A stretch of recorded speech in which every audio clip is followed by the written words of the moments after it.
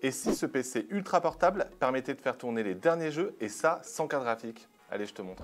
Ça y est, l'Asus ZenBook 16, il est disponible, mais ce qui nous intéresse, c'est pas tant l'ordinateur que la puce qu'il y a à l'intérieur, et franchement, c'est plutôt bluffant. Terminé les cartes graphiques, car avec la puce d'AMD qui équipe cet ultra portable, on bénéficie d'une partie graphique intégrée et qui réussit à faire tourner des jeux vidéo, même les plus récents, et ça sans problème.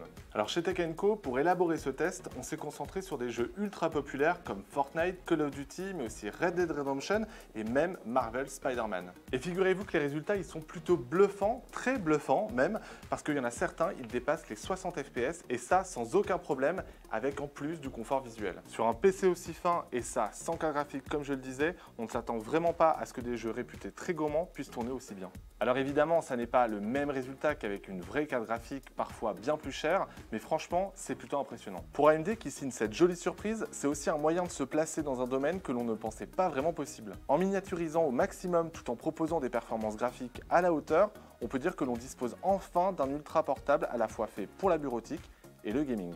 Ça n'est évidemment que le début et d'autres acteurs sont en train d'investir le même créneau. On pense notamment à Nvidia, mais aussi Qualcomm avec ses puces Snapdragon X Elite, ainsi que Intel avec son architecture Arc. Une chose est sûre, la bataille ne fait que commencer et c'est les joueurs qui vont pouvoir en profiter.